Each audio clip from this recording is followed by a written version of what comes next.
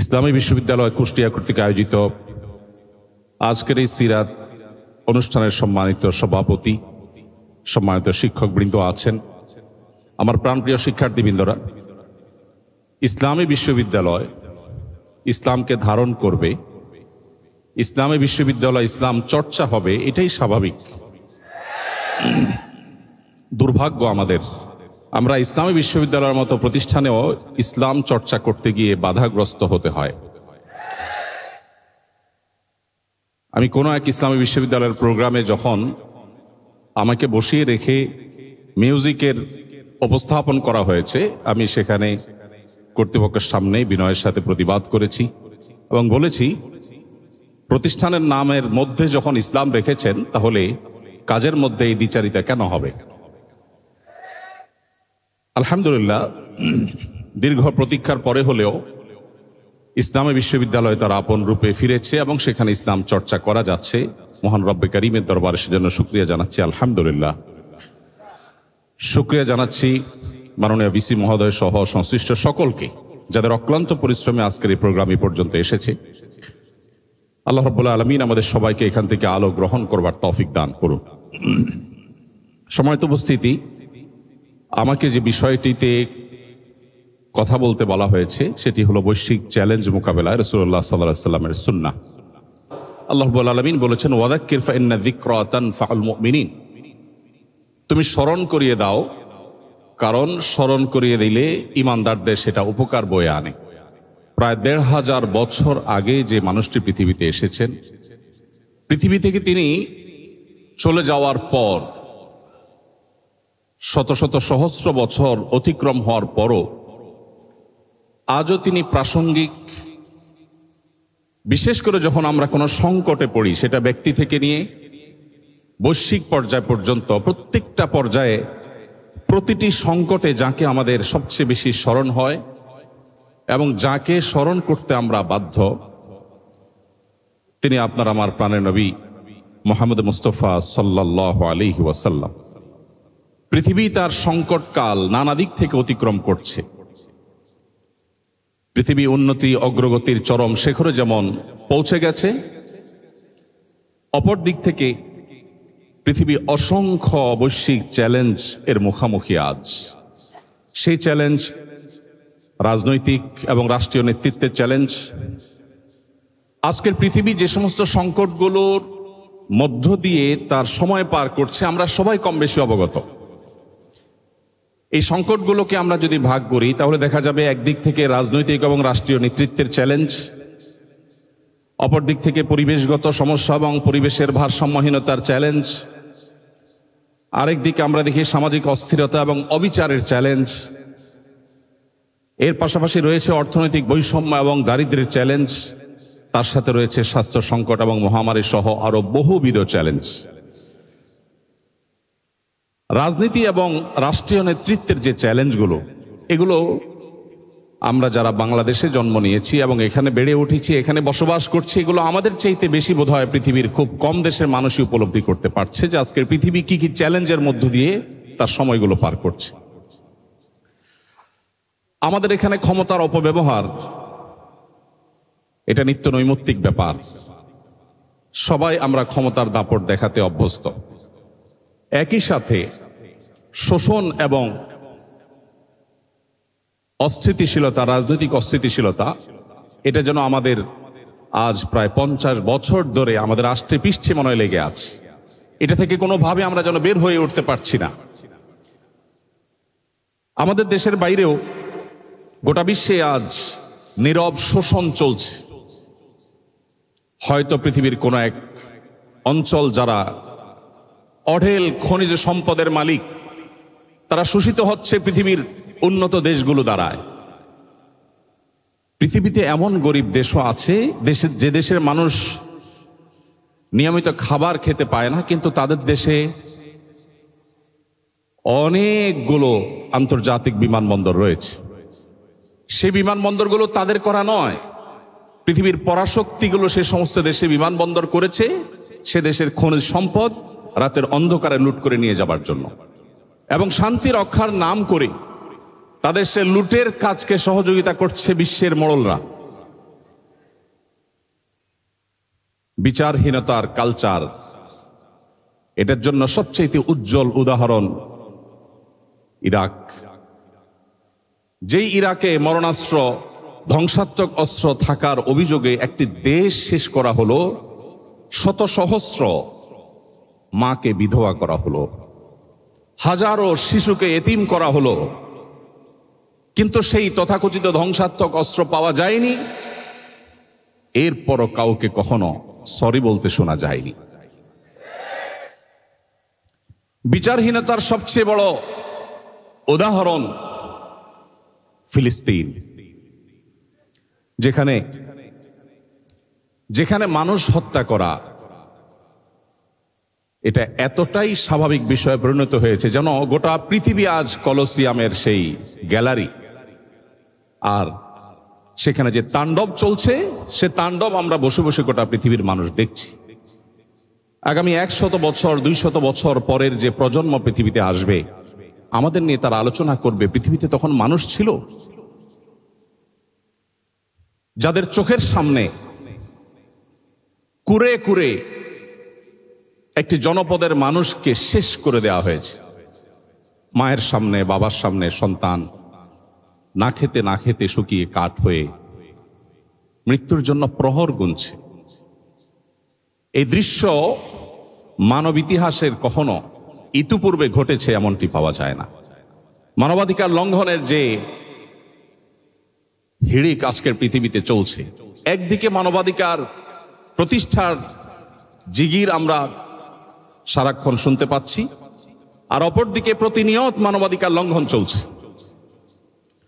ধর্মীয় সংঘাত, যুদ্ধের নামে গণহত্যা, কি নেই আজকের পৃথিবীর সংকটের তালিকায়। এর বিপরীতে আমরা যদি রাসূল করিম সাল্লাল্লাহু আলাইহি সাল্লামের সুন্নাহ এবং তার সে মহান আদর্শকে সামনে রাখি, আমরা দেখতে পাই কোরআনে হাকিমে আল্লাহ রাব্বুল আলামিন সবচেয়ে বেশি সংখ্যকবার যে কয়েকটি নির্দেশ জারি করেছেন, তার মধ্যে থেকে অন্যতম একটি নির্দেশ হলো আদল, কিসত, ইনসাফ প্রতিষ্ঠা করা। কোরআনে কারিমে শুধুমাত্র আদল শব্দটি বিভিন্নভাবে, এই মূলধাতু থেকে এই শব্দটি বিভিন্নভাবে কতবার ব্যবহৃত হয়েছে এ নিয়ে গবেষকদের মধ্যে নানাবিধ মত পাওয়া যায়। অনেকে বলছেন 27 বার, অনেকে বলছেন 29 বার, কমপক্ষে 19 বার।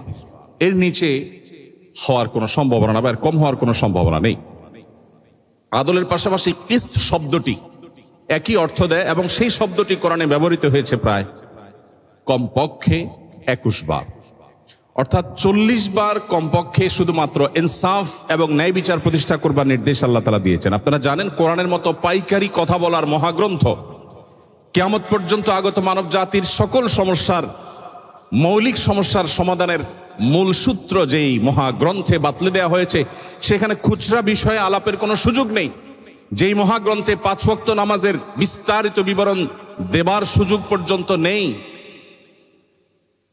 সেই মহাগ্রন্থে আল্লাহ রাব্বুল আলামিন যে সমস্ত আদেশ করেছেন, বিশেষ করে কোরআনে কারীমের আদেশ নিষেধের তালিকার দিকে একবার চোখ বুলালে আমাদের কাছে স্পষ্ট হয়ে যাবে আল্লাহ রাব্বুল আলামিনের কাছে মুহাম্মদ সাল্লাল্লাহু আলাইহি ওয়াসাল্লামের আদর্শে ইনসাফ এবং ন্যায় বিচারের গুরুত্ব কতখানি হলে শত সহস্র ইস্যু থাকতে শুধুমাত্র ন্যায় বিচারের ব্যাপারে আল্লাহ তাআলা পৃষ্ঠায় পৃষ্ঠায় পাতায় পাতায় কোরআনে বারবার মানব জাতিকে সতর্ক করেছেন।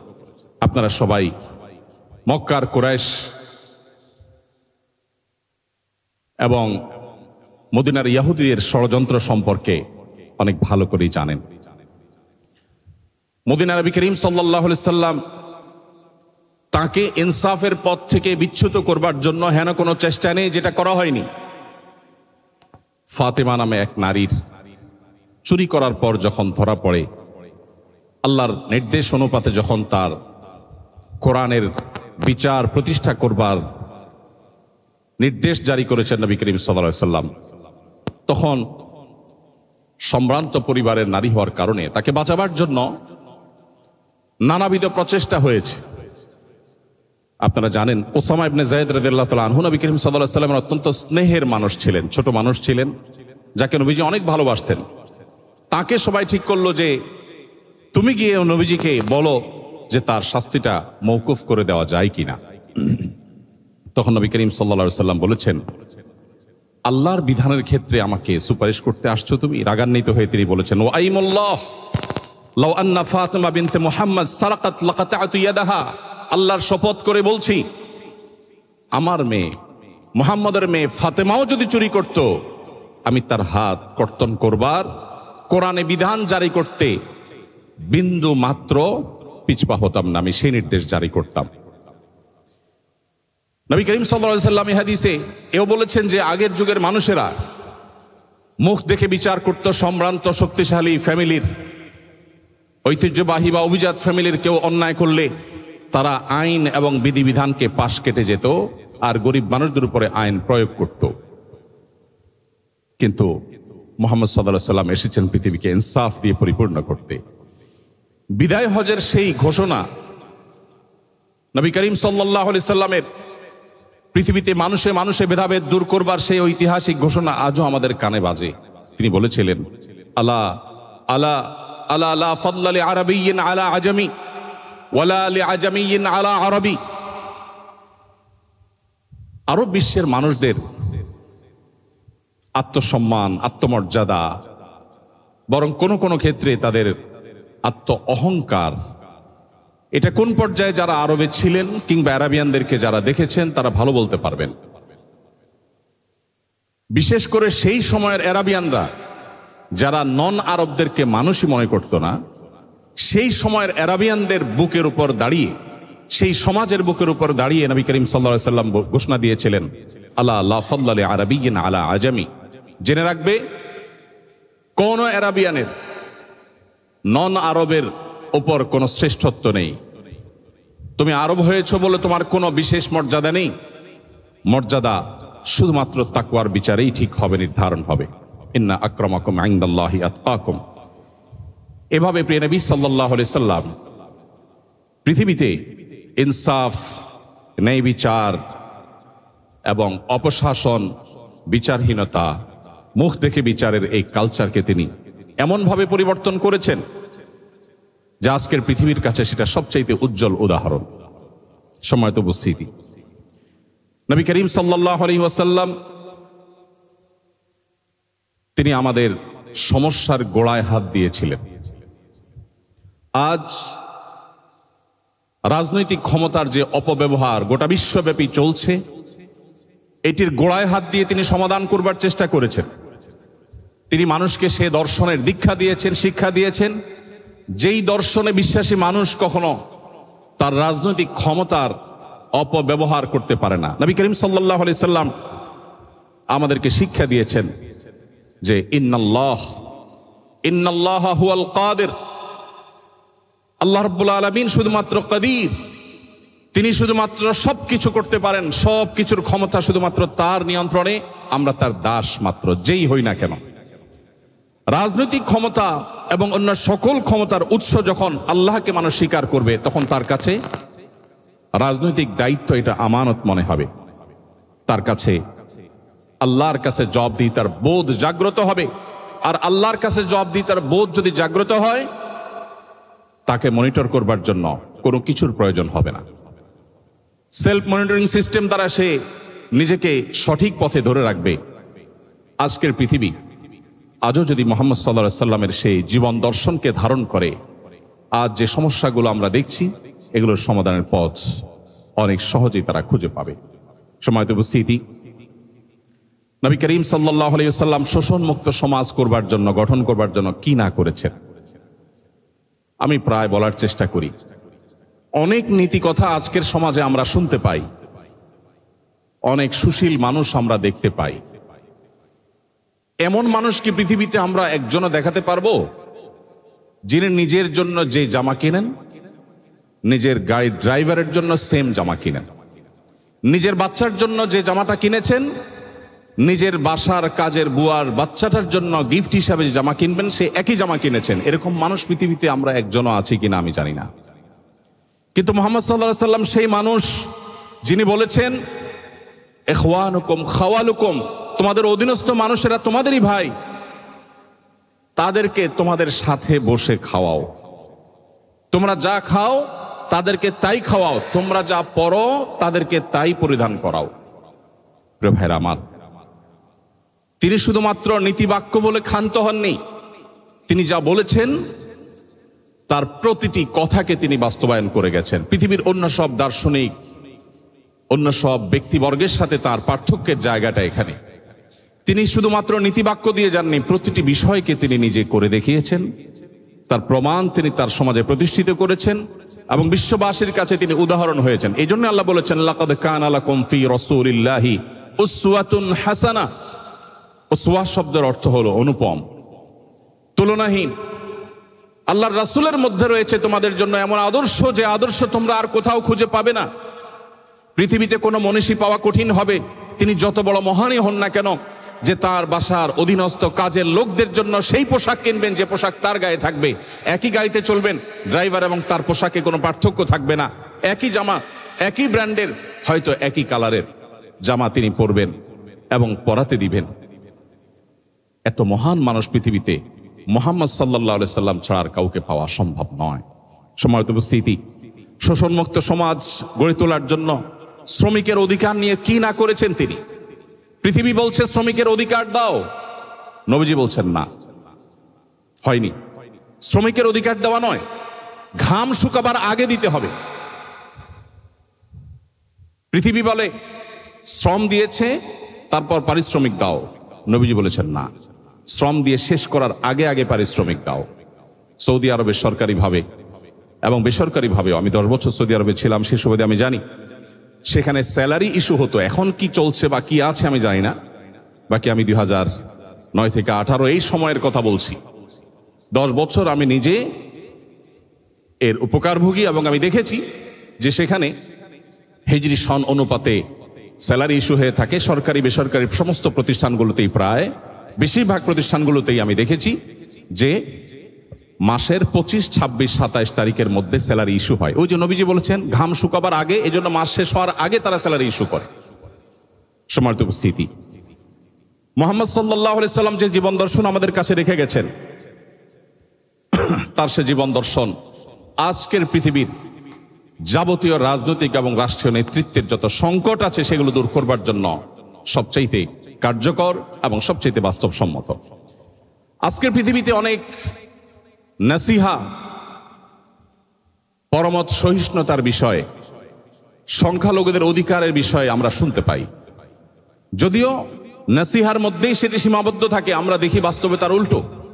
পৃথিবীর উন্নত অনেক দেশ আছে যে দেশগুলো আমাদের দেশে তথাকথিত সংখ্যালঘু নির্যাতনের কথা বলে আমাদেরকে চাপের মধ্যে রাখে। যদিও পৃথিবীতে সংখ্যালঘুদের অধিকারের ব্যাপারে বাংলাদেশের মানুষের মতো সচেতন, বাংলাদেশের মানুষের মতো সতর্ক এবং দায়িত্বশীল মানুষ পৃথিবীতে পরের কথা, আমাদের সাবকন্টিনেন্টের আশেপাশের কোনো দেশের মধ্যেও নেই। আমি চট্টগ্রাম হাটাজারি মাদ্রাসায় পড়েছি। হাটাজারি মাদ্রাসায় যদি আপনি যান, আপনি দেখতে পাবেন এখনো 100 বছর ধরে ঠিক মাদ্রাসার মসজিদের ওয়াল ঘেঁষে সামান্য কয়েক মিটার দূরেই একটি মন্দির আছে। এই 100 বছরের ইতিহাসে কোনোদিন মন্দির থেকে একটি ইট মসজিদে যায়নি, মসজিদ থেকে একটা ইট মন্দিরে আসেনি। এর নাম বাংলাদেশ। সেই বাংলাদেশের মানুষকে সংখ্যালঘুদের অধিকার শেখাতে যারা আসে, তাদের চরিত্র আমরা খুব ভালো করে জানি। মুসলমানদের সাথে মুস্কি হেসে কথা বলে মুসলমানদের ধ্বংসের যাবতীয় আয়োজন করার এই কারিগরেরা আমাদেরকে আজ সবক দিতে আসে সংখ্যালঘুদের অধিকারের ব্যাপারে। আমরা সেই নবীর উম্মত যে নবী আমাদেরকে শিখিয়েছেন। আল্লাহ তাআলা কোরআনে বলেছেন, লা ইয়ানহাকুমুল্লাহু আনিল্লাযীনা লাম ইউকাতিলুকুম ফিদ-দীন ওয়া লাম ইখরিজুকুম মিন দিয়ারিকুম আন তাবাররুহুম ওয়া তুকসিতু ইলাইহিম ইন্নাল্লাহা ইউহিব্বুল মুকসিতিন। যে সমস্ত অন্য ধর্মাবলম্বী মানুষেরা তোমাদেরকে দেশান্তর করে দেয়নি, ধর্মযুদ্ধ চাপিয়ে দেয়নি, তোমাদের সাথে শান্তিপূর্ণ সহাবস্থান করছে, তোমরা তাদের সাথে সদাচরণ করতে, ন্যায়নিষ্ঠ আচরণ করতে আল্লাহ তোমাদের নিষেধ করেন না, বরং আল্লাহ তাআলা ন্যায়নিষ্ঠ আচরণকারীকে ভালোবাসেন। আমরা সেই ধর্মের অনুসারী, আমরা সেই নবীর উম্মত যার প্রতি আয়াত নাজিল হয়েছে। প্রিয় ভাইরা আমার, আমরা সেই নবীর উম্মত যে নবী সাল্লাল্লাহু আলাইহি সাল্লাম এমন জীবন দর্শন রেখে গেছেন, যে জীবন দর্শনে অন্য এবং ভিন্ন মতের মানুষদেরকেও আমাদের সহ্য করতে তিনি শিখিয়েছেন। তার ঐতিহাসিক মদিনা সনদের কথা আমরা কে না জানি। যে মদিনা সনদ আজও গোটা বিশ্বের মানুষের কাছে সবচেয়ে বড় রোল মডেল। ভিন্ন ধর্মের মানুষদেরকে কিভাবে অ্যাকোমোডেট করে একটি শান্তিপূর্ণ সমাজ গড়বার উদ্যোগ নিতে হয়, নবী করিম সাল্লাল্লাহু আলাইহি সাল্লামের এই সিদ্ধান্ত রাজনৈতিক অঙ্গনে সবচেয়ে বড় এবং সবচেয়ে পুরাতন মডেল। সম্মানিত উপস্থিতি, এর বাইরে নবী সাল্লাল্লাহু আলাইহি সাল্লামের রাজনৈতিক এবং রাষ্ট্রীয় যে সমস্ত সিদ্ধান্তগুলো ছিল, যে সমস্ত দর্শনগুলো ছিল, সেগুলো নিয়ে আলোচনা করা অনেক সময় সাপেক্ষ ব্যাপার। আমি আর সেদিকে যাচ্ছি না, শুধুমাত্র শেষের দিকে এসে বলছি, আজকে যুদ্ধের নামে যে গণহত্যা পৃথিবীতে চলছে, আমাদের দেশেও অনেককে দেখা যায় প্রিয় নবী মুহাম্মদ সাল্লাল্লাহু আলাইহি সাল্লামের চরিত্রে কালিমা লেপনের ব্যর্থ চেষ্টা তারা করেন। তারা নবী করিম সাল্লাল্লাহু আলাইহি সাল্লামকে এমনভাবে ফুটিয়ে তোলার, এমনভাবে উপস্থাপন করবার চেষ্টা করে যেন তিনি একজন যুদ্ধবাজ মানুষ ছিলেন, নাউজুবিল্লাহ। প্রিয় ভাইরা আমার, আপনারা নিশ্চয়ই জেনে থাকবেন নবী করিম সাল্লাল্লাহু আলাইহি সাল্লামের জীবনে যতগুলো যুদ্ধে, যতগুলো অভিযানে তিনি অংশগ্রহণ করেছেন, তার নেতৃত্বে যতগুলো যুদ্ধ হয়েছে, সাকুল্যে সবগুলো যুদ্ধে দুই পক্ষের যে মানুষ মারা গেছেন, উভয় পক্ষের, মুসলিমদের এবং শত্রুপক্ষের উভয় পক্ষের যে মানুষগুলো মারা গেছেন, রণাঙ্গনে যুদ্ধে মারা যাওয়া মানুষের সংখ্যা প্রায় 400-র কাছাকাছি। ইহুদিদের প্রতি তাদের বিশ্বাসঘাতকতার শাস্তি স্বরূপ নবী করিম সাল্লাল্লাহু আলাইহি সাল্লাম যে মৃত্যুদণ্ডের নির্দেশ দিয়েছিলেন, সেখানে কিছু মানুষ মারা গেছে যারা মূলত সম্মুখ যুদ্ধে রণাঙ্গনে মারা যাওয়া মানুষদের কাতারে পড়ে না। সেজন্য তাদেরকে আমি বাদ রেখে বলছি। আজকের পৃথিবীতে কোনো একটা এলাকার পার্লামেন্ট মেম্বার নির্বাচিত হওয়ার জন্য শুধুমাত্র অগণিত মানুষকে জীবন দিতে হয়।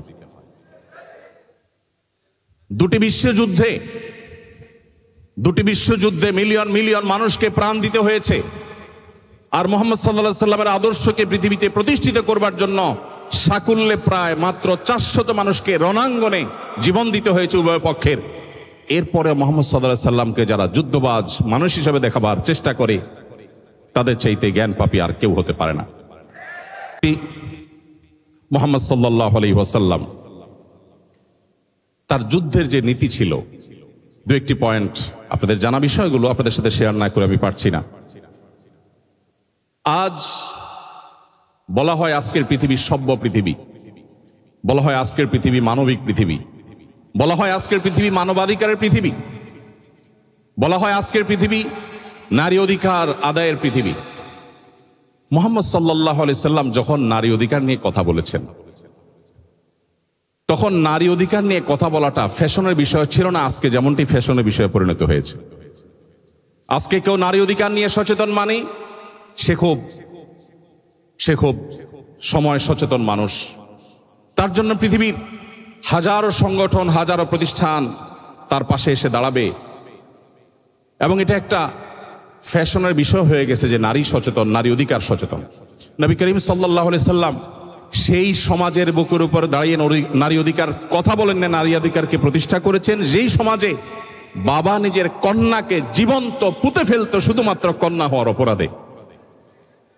নবীজি সাল্লাল্লাহু আলাইহি সাল্লাম সেই সমাজের বুকের উপর দাঁড়িয়ে বলেছেন, কোন ব্যক্তি যদি দুটি কন্যা সন্তানের বাবা মা হয় এবং তাদের সঠিক লালন পালন করে, তাদের জান্নাতের দায়িত্ব আমি নিলাম।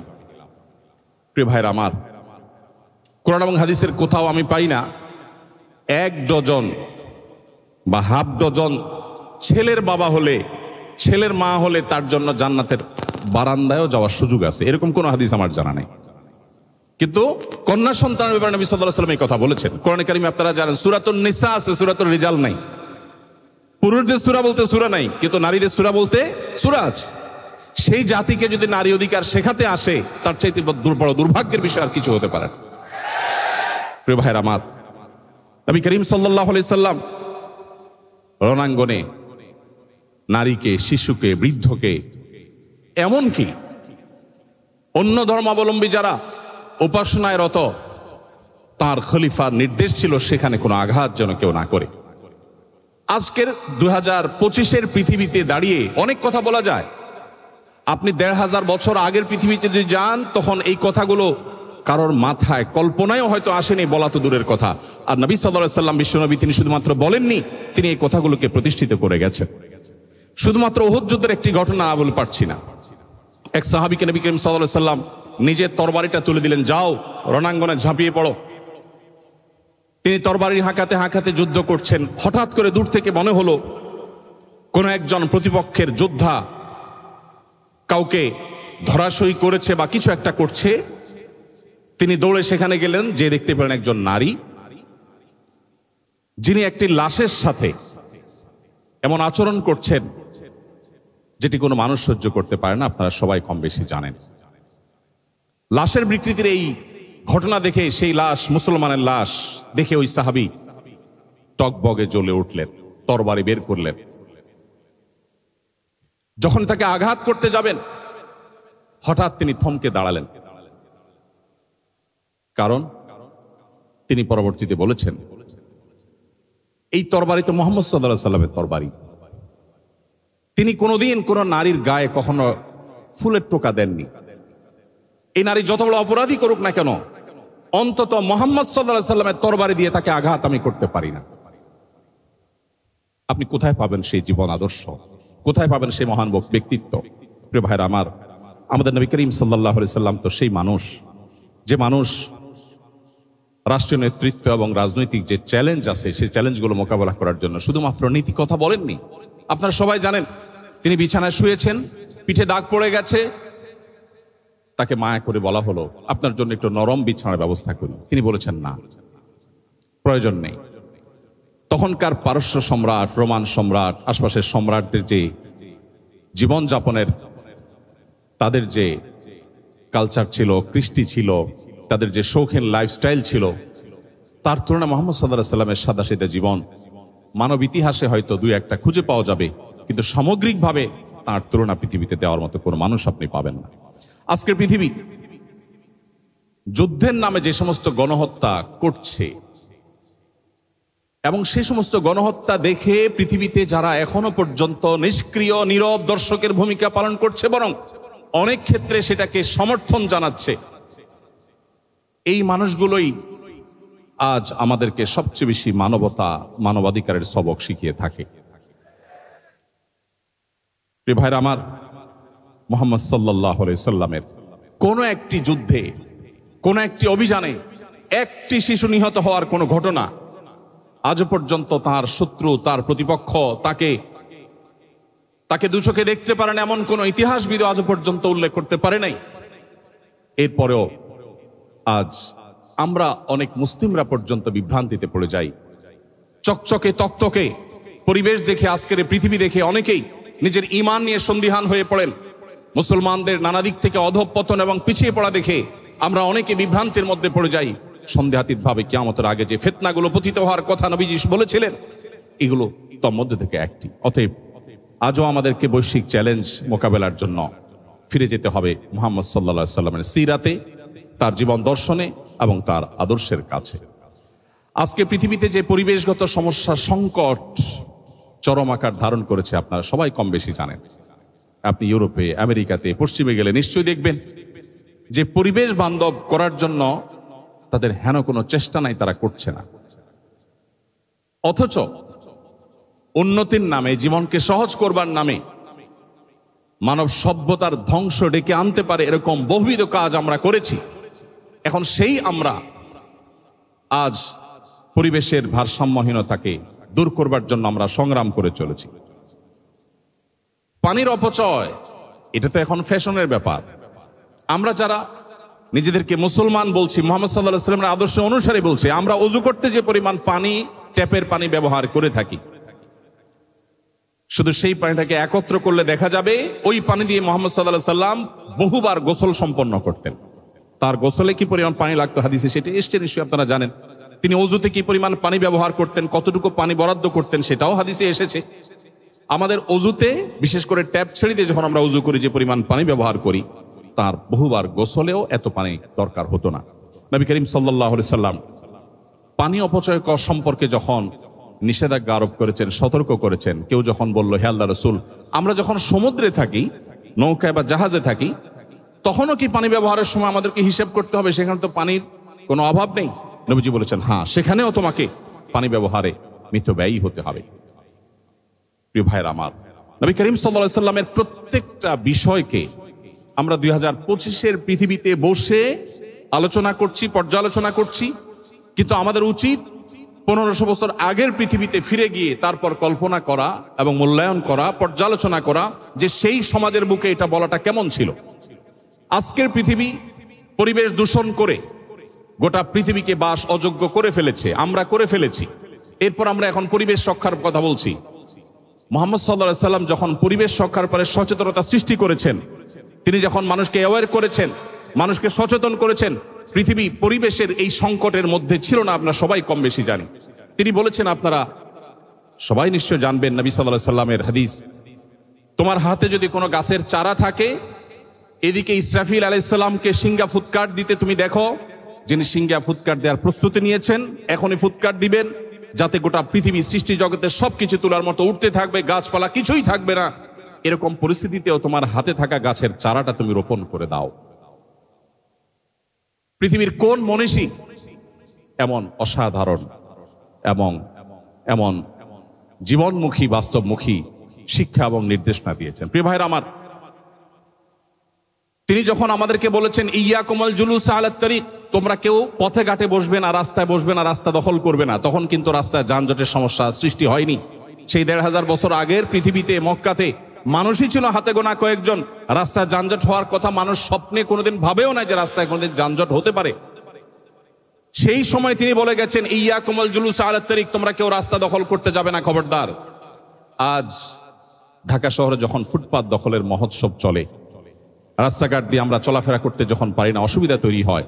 এই হাদিসকে সামনে রাখলে মনে হয় নবীজি মনে হয় আজকে আমাদের ঢাকা শহরকে লক্ষ্য করে, আমাদেরকে লক্ষ্য করে মনে হয় হাদিস বলেছেন, অথচ তিনি বলেছেন 1450 বছর আগে।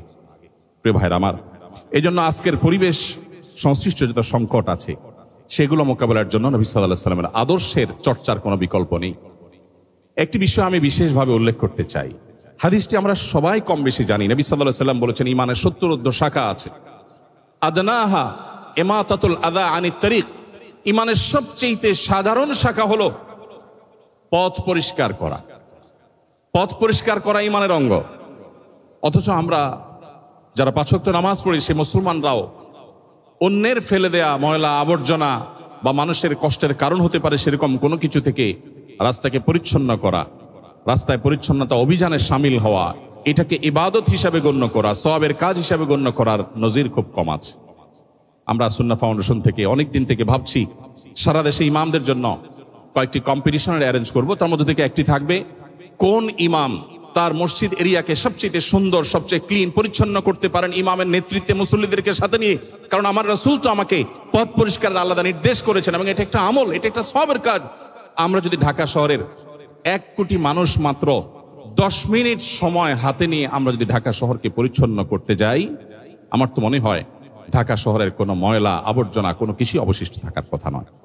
প্রিয় ভাইরা আমার, মহানবী সাল্লাল্লাহু আলাইহি সাল্লাম পরিবেশকে সুন্দর রাখবার জন্য যে নির্দেশনা দিয়েছেন সেটা কোনো অথরিটি নির্ভর নয়, প্রত্যেকটা মানুষের সেলফ মোটিভেশনের জন্য তিনি নির্দেশনা জারি করেছেন। সময়ত উপস্থিতি, সামাজিক অস্থিরতা এবং অবিচার আজ চরমে, আমরা কে না জানি। আইন শৃঙ্খলা চকচকে তকতকে দেখি পৃথিবীর অনেক দেশে, যেটা দেখে আমাদের মনে হয় যে বাহ, কত সুন্দর তারা সভ্য হয়ে গেছেন। সন্দেহাতীত ভাবে অ্যাপ্রিসিয়েট করার মতো অনেক কিছু আছে, কিন্তু এর পেছনের যে আমাদের অজানা ইতিহাস, অজানা ঘটনাবলী বা অজানা অধ্যায় আছে, সেটাও আমাদের আমলে আনা উচিত এর সঠিক পর্যালোচনা করবার জন্য। আজ পৃথিবীর সবচেয়ে উন্নত অংশ মনে করা হয় যে দেশ বা যে দেশগুলোকে, সেখানে বর্ণবাদ এখনো এতটা শক্তিশালী যে এখনো পর্যন্ত কৃষ্ণাঙ্গদেরকে দিনের আলোতে পায়ের নিচে পাড়া দিয়ে মেরে ফেলা হচ্ছে। গোটা পৃথিবী দেখছে এখনো প্রতিনিয়ত শুধুমাত্র ভিন্ন বর্ণের হওয়ার কারণে নানা রকম বৈষম্যের শিকার হতে হচ্ছে। প্রিয় ভাইরা আমার, মুহাম্মদ সাল্লাল্লাহু আলাইহি সাল্লাম যে জীবন দর্শন আমাদের সামনে রেখে গেছেন, সেখানে আমরা কে না জানি বেলাল হাবশী রাদিয়াল্লাহু তাআলা আনহু সুদূর ইথিওপিয়ার সেই টিগ্রে অঞ্চলের হাবসি ভিলেজ থেকে আগত, কোথায় সে ইথিওপিয়া আফ্রিকার আর কোথায় সে মক্কা, সেখান থেকে আগত কৃতদাস বেলালে হাবশী রাদিয়াল্লাহু তাআলা আনহু, তাকে এত মর্যাদা মুহাম্মদ সাল্লাল্লাহু আলাইহি ওয়াসাল্লাম দিয়েছেন যে তাকে তিনি তার মুয়াজ্জিন ঘোষণা করেছেন। নবীজির সময়কার মুয়াজ্জিন আর আজকে আমাদের সমাজের মুয়াজ্জিন এক নয়। আমরা জানি আমাদের সমাজে মুয়াজ্জিন খুবই সাধারণ একজন মানুষ হয়ে থাকেন, সমাজে তার তেমন কোনো মর্যাদা থাকে না। মুহাম্মদ সাল্লাল্লাহু আলাইহি সাল্লামের সমাজের মুয়াজ্জিন ছিলেন সানি ইমাম, ইমামের পর যার মর্যাদা, আর ইমাম যিনি রাষ্ট্রনায়ক তারপরে যার অবস্থান, তার মর্যাদা কতখানি থাকতে পারে তা বলার অপেক্ষা রাখে না। যে মানুষটিকে মক্কার মানুষেরা নির্যাতন নিষ্পেষণ করেছিল, মুহাম্মদ সাল্লাল্লাহু আলাইহি সাল্লাম তাকে সে মর্যাদা দিয়েছেন। সম্মানিত ভাইরা, বর্ণ বৈষম্য দূর করবার জন্য নবী করিম সাল্লাল্লাহু আলাইহি সাল্লাম বিদায় হজের ভাষণে বারবার করে বিভিন্ন অ্যাঙ্গেল থেকে মানুষকে সতর্ক করেছেন, সচেতন করেছেন। নারী অধিকার প্রতিষ্ঠা করার জন্য বলেছেন ফাস্তাউসু বিন-নিসাই খায়রা, নারীদের ব্যাপারে তোমরা আমার কাছ থেকে ওসিয়ত গ্রহণ করো, আমি ওসিয়ত করে যাচ্ছি তাদের ব্যাপারে সদাচরণ, তাদের ব্যাপারে দায়িত্বশীল আচরণ করবার জন্য তোমরা সদা প্রস্তুত থাকবে। আল্লাহ বলেছেন ওয়া আশিরুহুন্না বিল মারুফ, সংসার করতে হলে সুন্দর এবং সঠিকভাবে যথাযথভাবে ন্যায়সঙ্গতভাবে সংসার করবে। খবরদার তাদেরকে সংসারে আটকে রেখে বৈবাহিক জীবনে তাদেরকে আবদ্ধ করে রেখে জুলুম করবে, সেই ইখতিয়ার তোমাকে দেওয়া হয়নি। সম্মানিত ভাইরা, আজ বর্ণবাদের বিরুদ্ধে হয়তো সবাই কথা বলবে, কিন্তু মুহাম্মদ সাল্লাল্লাহু আলাইহি সাল্লাম শুধু কথা বলেন নাই, তিনি বেলালে হাবশীকে এমন জায়গায় বসিয়েছেন যে জায়গায় বসানোর ফলে সমাজের কেউ বর্ণবাদ নিয়ে টু শব্দ করবার মতো সাহস দেখায়নি। আজও পৃথিবীতে অনেক কৃষ্ণাঙ্গকে সম্মানজনক জায়গায় বসানো হয়, ক্ষমতার আসনে বসানো হয়, কিন্তু তার পেছনের ইতিহাস হলো রন্ধ্রে রন্ধ্রে বর্ণবাদ, রন্ধ্রে রন্ধ্রে বৈষম্য নানাভাবে সেখানে বিরাজ করছে। সম্মানিত ভাইরা, নবী করিম সাল্লাল্লাহু আলাইহি সাল্লামের বিদায় হজের ভাষণ শুধুমাত্র যদি আমরা আলোচনা করি, পর্যালোচনা করি, তাহলে বোধ হয় সেটা আলোচনা করে শেষ করা কঠিন হবে। তিনি ন্যায় এবং মানবিক এক পৃথিবী গড়ে তুলেছিলেন। তার পৃথিবীতে, তার সমাজে, তার আদর্শের মধ্যে যারা গড়ে উঠেছেন, তার নেতৃত্বে যারা গড়ে উঠেছেন, বেড়ে উঠেছেন, মানব ইতিহাসে ইনসাফের যে উদাহরণ তারা তৈরি করেছেন, এটা বোধহয় মানব ইতিহাসে আর কখনো ফিরে আসবে না। আজকের পৃথিবী আবার যদি তাকে চর্চা করে, তাকে অনুসরণ করে, আজকে যে সামাজিক অস্থিরতা আমরা দেখতে পাচ্ছি, যে অবিচার দেখতে পাচ্ছি, সেটা পরিপূর্ণভাবে নির্মূল করা সম্ভব। সম্মানিত উপস্থিতি, নবীজি সাল্লাল্লাহু আলাইহি সাল্লামের জীবনের কোন অধ্যায় রেখে কোন অধ্যায় নিয়ে আমরা কথা বলব? তিনি যখন মক্কা বিজয় করলেন, যে মানুষগুলো মক্কা থেকে তাকে চরম অপমানিত করে, লাঞ্ছিত করে, কষ্ট দিয়ে বিদায় করেছে, বিতাড়ন করেছে, তিনি যখন মক্কায় ফিরে আসলেন, তিনি সেই মানুষ যিনি বললেন লা তাসরিবা আলাইকুমুল ইয়াউম, আজ তোমাদের কাছ থেকে কোনো প্রতিশোধ গ্রহণ করা হবে না, সবাইকে সাধারণ ক্ষমা ঘোষণা করা হলো। উল্লেখযোগ্য কোনো রক্তপাত ছাড়াই তিনি মক্কা বিজয় করলেন। যে বিশাল বহর নিয়ে তিনি এসেছেন মক্কা বিজয়ের সময়, সে বহর দেখে মক্কার মুশরিকেরা সবাই ভড়কে গিয়েছিল। না জানি আজকে কি ম্যাসাকারটা হয়ে যায়। ধৈর্য এবং সহিষ্ণুতার যে উদাহরণ তিনি রেখেছেন, সেটা শুধুমাত্র তার কথার মধ্যে নয়, তার কাজের মাধ্যমে তিনি বাস্তবায়ন করেছেন। আজকের পৃথিবীতে সেজন্য কথার ফুলজড়ি নয়, বাস্তব উদাহরণ হওয়া মানুষদের জীবনী আমাদের চর্চা করতে হলে মুহাম্মদ সাল্লাল্লাহু আলাইহি সাল্লামকে সর্বাগ্রে আমাদেরকে চর্চা করতে হবে, অধ্যয়ন করতে হবে। আজকের যে অর্থনৈতিক বৈষম্য এবং দারিদ্র্যের চ্যালেঞ্জ আজকের পৃথিবীতে আমরা দেখতে পাচ্ছি, বেকারত্ব, ভোগবাদ মানুষকে কুরে কুরে খাচ্ছে, ধ্বংসের শেষ প্রান্তে নিয়ে যাচ্ছে, আমরা সম্পদের অসম বন্টন দেখতে পাচ্ছি। এই সব কিছু থেকে উদ্ধারের জন্য মুহাম্মদ সাল্লাল্লাহু আলাইহি সাল্লামের সেই জীবন দর্শনে যেতে হবে, যে জীবন দর্শন মানুষকে আখিরাতমুখী করে, যে জীবন দর্শন মানুষকে ব্যবসায়ী করে, মানুষকে উদ্যোক্তা হিসাবে গড়ে তোলে, কিন্তু সেটা মানব কল্যাণে, ভোগের জন্য নয়। প্রিয় ভাইরা আমার, মক্কা থেকে হিজরত করে আসা সাহাবীরা যখন মদিনায় আসলেন, অনেক বড় সংকট সেখানে তৈরি হতে পারে। আজকে আমাদের দেশে আমাদের নির্যাতিত রোহিঙ্গা ভাই বোনেরা যারা আমাদের দেশে আশ্রয় নিয়েছেন, তারা যদি আমাদের সমাজের সাথে পুরোপুরি মিশে যেতেন, তাহলে নানাবিধ অসুবিধা, বিশেষ করে কালচারাল সমস্যা হয়তো তৈরি হতে পারত। নবী করিম সাল্লাল্লাহু আলাইহি সাল্লাম মক্কা থেকে আসা হিজরত করে আসা মুহাজির সাহাবীদেরকে মদিনায় যখন আসলেন, যাতে কোনো রকম সামাজিক কালচারাল ক্রাইসিস তৈরি না হয়, সেজন্য তিনি ঐতিহাসিক মুআখাত, পৃথিবীর ইতিহাসে পৃথিবীবাসীকে নতুন এক বিষয়ের সাথে পরিচয় করালেন। সেটা হলো যে মুহাজির এবং আনসার সাহাবীদের মধ্যে প্রত্যেকটা পার্সন টু পার্সন ভ্রাতৃত্বের বন্ধন তিনি গড়ে দিলেন। কমনলি বলা এক জিনিস, আর একজন মুহাজিরের সাথে একজন আনসারের সাথে ভাই হিসাবে একটা বন্ধন তিনি সেখানে সংযুক্ত করলেন এবং প্রত্যেকের ভাই হিসাবে তিনি স্টাবলিশ করলেন। এবং একটিও অনাকাঙ্ক্ষিত ঘটনা মুহাজির এবং আনসারের সাথে, উল্লেখযোগ্য একটি অনাকাঙ্ক্ষিত ঘটনা তিনি ঘটতে দেননি।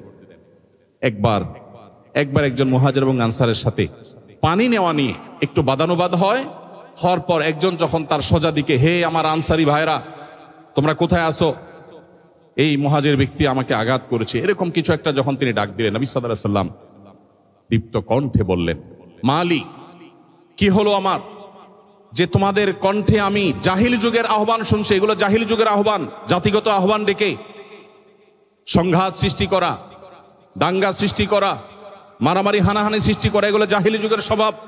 দাউহা ফাইন্নাহা মুনতিনা, এগুলোকে তোমরা পরিত্যাগ করো, পরিহার করো, ছুঁড়ে ফেলে দাও, এগুলো দুর্গন্ধযুক্ত।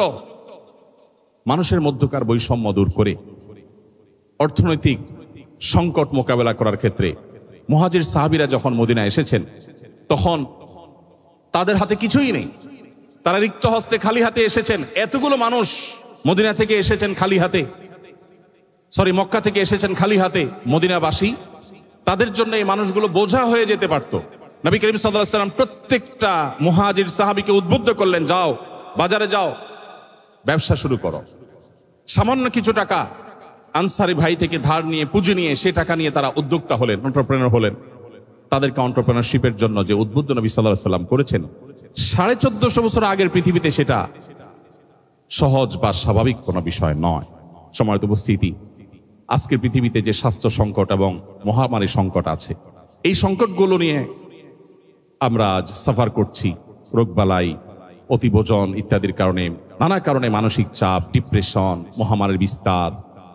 একদিকে আমরা দেখছি যে স্বাস্থ্য খাতে ব্যাপক উন্নতি হয়েছে, জ্ঞান বিজ্ঞানের যথেষ্ট অগ্রগতি হয়েছে, অনেক গবেষণা হচ্ছে, তার সুফলও আমরা পাচ্ছি, সেটা যেমন সত্য।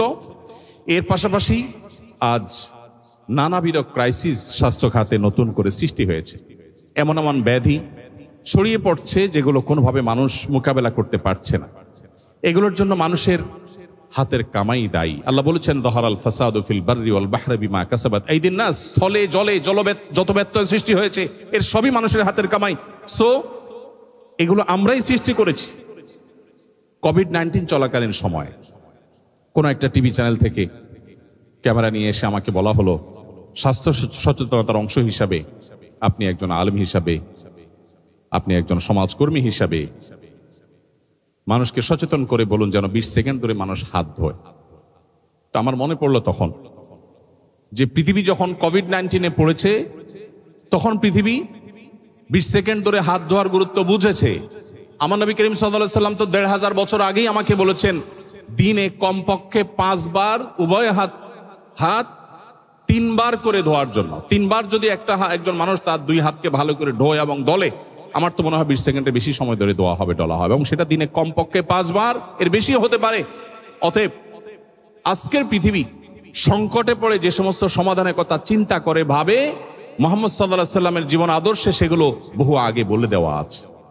অতএব আজকে যে আমাদের অতিভোজনের কারণে সমস্যা, যে সংকটে মুখোমুখি আমরা, এক সময় আমরা আমাদের ছেলেবেলা দেখেছি দাওয়াত খেতে গেলে, কোথাও গেলে মানুষ সাধ্য, অবশ্য সেদে খাওয়ানো, এটা বাংলাদেশে মানুষের কালচার, যে মেহমান বাঁচলো কি মরলো সেটা দেখার বিষয় না, খাওয়াতে হবে এবং নিজের পছন্দ মতো খাওয়াতে হবে। এখন মানুষ অনেক সচেতন, কেউ খেতে চায় না। যত বড় লোক খাবারের ব্যাপারে তত বেশি উনি সাবধান এবং সতর্ক। উনি খেতে চান না, এটা খাবেন না, ওটা খাবেন না, এটাতে ফ্যাট আছে, ওইটাতে তমুক আছে, ওইটাতে অমুক আছে, উনি ভেজিটেবল খাবেন, উনি ভেজিটেরিয়ান, ইত্যাদি ইত্যাদি ইত্যাদি। পৃথিবী অনেক বিপদের মুখোমুখি, সংকটের মুখোমুখি হয়ে যে জায়গায় এসেছে, মুহাম্মদ সাল্লাল্লাহু আলাইহি সাল্লাম বহু আগেই সেই জায়গায় তিনি ছিলেন। তিনি বলেছেন, পেটের 1 ভাগকে পানি দিয়ে পরিপূর্ণ করে, এক ভাগকে খাদ্য দিয়ে পরিপূর্ণ করে। এখন ডাক্তাররা আমাদেরকে বলছেন সালাদ খান, সবজি খান বেশি বেশি করে। তো নবীজি যে পানি দিয়ে পরিপূর্ণ করতে বলেছেন, আপনার সবজি বা সালাদ জাতীয় যে খাবারগুলো আছে এগুলো সবগুলোই তো পানি জাতীয় খাবার। তো নবীজি তো বলেছেন 1/3 সেগুলোকে বরাদ্দ রাখার জন্য, আর 1/3 সলিড খাবার দেওয়ার জন্য, আর 1/3কে খালি রাখার জন্য। তো নবীজির সেই কথায় আমরা এসেছি, কিন্তু বহুকাল পরে, বহু ক্রাইসিসের পরে। সময়ত উপস্থিতি এভাবে আজকের বৈশ্বিক চ্যালেঞ্জগুলো মোকাবেলার জন্য মুহাম্মদ সাল্লাল্লাহু আলাইহি সাল্লামের জীবন দর্শন, তার সুন্নাহ, সেগুলো যদি আমরা আলোকপাত করি তাহলে হয়তো আলোচনা করে শেষ করা যাবে না। প্রয়োজন সেগুলোর বাস্তবায়ন। আমার খুব কষ্ট হয়, দুঃখ হয় যখন কোনো অমুসলিম প্রধান দেশে যাই এবং সেখানে বেড়ে ওঠা শিশুরা, তরুণরা কখনো মিথ্যা বলে না, কখনো প্রতারণা করে না, কখনো তারা কাউকে ধোঁকা দেয় না, কারোর পারতপক্ষে ক্ষতি করে না। অন্য ধর্মাবলম্বী হয়েও যখন তারা এই সমস্ত গুণাবলী অর্জন করেছে এটি শুনতে পাই, তখন মুসলিম হিসাবে আমার লজ্জা হয়, অনুতাপ হয়। আমরা তো সেই নবীর উম্মত ছিলাম যে নবীর কাছে যুদ্ধ চলাকালে প্রতিপক্ষের পশু পালনের দায়িত্বে থাকা মানুষটা বিপুল পরিমাণ পশু সম্পদ নিয়ে পশু চড়াতে চড়াতে নবীজির দলে এসে ভিড়ে গিয়েছে। এরপর নবীজির সাথে সাক্ষাৎ করে বলছেন, হে আল্লাহ রসুল, আমি আপনার প্রতি ঈমান এনেছিলাম, কিন্তু ওদের মাঝে থাকার কারণে প্রকাশ করতে পারিনি। এখন আমি চলে এসেছি, আপনি আমাকে বরণ করুন। নবীজি তাকে বরণ করেছেন, কিন্তু তার সাথে থাকা ছাগলগুলো, ছাগলের পাল এবং পশু সম্পদকে তিনি বরণ করেননি। তিনি বলেছেন, এগুলো ফেরত দিয়ে আসো, এগুলো তোমার জন্য হালাল নয়, আমাদের জন্য হালাল নয়। আমরা সেই নবীর উম্মত যে নবী মক্কা থেকে রাতের আধারে জীবন বাঁচাবার, ঈমান বাঁচাবার প্রয়োজনে আল্লাহর নির্দেশে হিজরত করে তাকে মদিনায় চলে যেতে হচ্ছে। ওই মুহূর্তে আলীকে ডেকে বলছেন, আলী, এই স্বর্ণ মুদ্রার প্যাকেট অমুকের, এই রৌপ্য মুদ্রা এটা তমুক অমুসলিমের মুশরিকের, যে তাকে হয়তো আঘাত করেছে। তিনি মক্কা ছেড়ে যখন চলে যান রাতের আধারে, তখনও তার কাছে রাখা আমানতগুলোকে আলীকে বুঝিয়ে দিয়ে বলেছেন, 3 দিন তুমি অবস্থান করবে এবং প্রত্যেকটা পাওনা প্রাপকের কাছে যার যার জিনিস যারা আমার কাছে আল আমিন বিশ্বাসী হিসেবে আমার কাছে জমা রেখেছিল তাদের সম্পদ পৌঁছে দিবে, তারপর তুমি হিজরত করবে। আমরা সেই নবীর উম্মত, কিন্তু আজ তার জীবন দর্শন নিয়ে আমরা গর্ব করি, আমরা আলোচনা করি, আমরা সেমিনার সিম্পোজিয়াম করি, আমাদের বাস্তব জীবনে সেগুলোকে আমরা বাস্তবায়ন করি না। এর চেয়ে দুর্ভাগ্যজনক বিষয় আর কিছু হতে পারে না। আমার খুব কষ্ট হয় যখন উন্নত দেশগুলোতে দেখি মানুষ সন্ধ্যার পর পর রাতের প্রথম প্রহরে ঘুমিয়ে পড়ে, ভোরে উঠে কাজ শুরু করে। আমার কষ্ট হয় এই জন্য যে আমি তো সেই নবীর উম্মত যে নবীজি সম্পর্কে তার সহধর্মিনী আমাদের মা আয়েশা রাদিয়াল্লাহু তাআলা আনহা বলেছিলেন, নাহান নবী সাল্লাল্লাহু আলাইহি সাল্লাম আনিস সামুরি বাদাল আয়েশা, নবীজি এশার পরে কথাবার্তা বলা অপছন্দ করতেন, খুবই অপছন্দ করতেন। তিনি এশার পরে কথা বলতে পছন্দ করতেন না, এশার পরপর তিনি ঘুমিয়ে যেতেন। কারণ নবী সাল্লাল্লাহু আলাইহি সাল্লাম ইয়াকরাহু নওম ক্বাবলা আল আয়েশা ওয়াল হাদিস বাদা, নবীজি এশার আগে ঘুমানো অপছন্দ করতেন, আর এশার পরে ঘুম ছাড়া অন্য কোনো আড্ডাবাজি অপছন্দ করতেন। স্বামী স্ত্রীর একান্ত আলাপচারিতা ছাড়া অন্য কোনো কথা তিনি এশার নামাজের পরে অ্যালাউ করতেন না। সময়ত ভাইরা, আজকের উন্নত পৃথিবীগুলো, আজকের উন্নত দেশগুলো, উন্নত পৃথিবী আজ নবী সাল্লাল্লাহু আলাইহি ওয়াসাল্লাম সে সমস্ত সুন্নতে জ্ঞাতসারে কিংবা অজ্ঞাতসারে অনুসরণ করে তারা উন্নতির চরম শিখরে পৌঁছে গেছে। আমরা কিন্তু আজ অবনতির দিকে যাচ্ছি।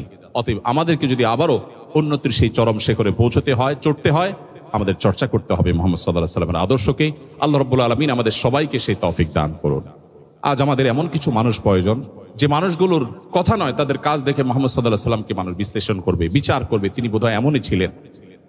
বিধায় আজকে আমাদের তার সুন্নাহ দ্বারা আমাদের আদর্শ, আমাদের জীবন গঠন, আমাদের লাইফস্টাইল সেটিং সবকিছু তার সুন্নাহ দ্বারাই হতে হবে। সেটি আমাদের জন্য সবচেয়ে গুরুত্বপূর্ণ বিষয়। আল্লাহ রাব্বুল আলামিন আমাদের সবাইকে এক একজনকে মুহাম্মদ সাল্লাল্লাহু আলাইহি ওয়াসাল্লামের আদর্শের রুদ্র প্রতীক হওয়ার, মূর্তি হওয়ার তৌফিক দান করুন। মুহাম্মদ সাল্লাল্লাহু আলাইহি ওয়াসাল্লামের আদর্শের ঝান্ডাবাহী হয়ে আজকের পৃথিবীতে যে সমস্ত সংকট মানুষ মোকাবেলা করছে, সে সমস্ত সংকট থেকে উত্তরণের পথ মানুষকে দেখাবার জন্য আল্লাহ আমাদের সবাইকে তৌফিক দান করুন।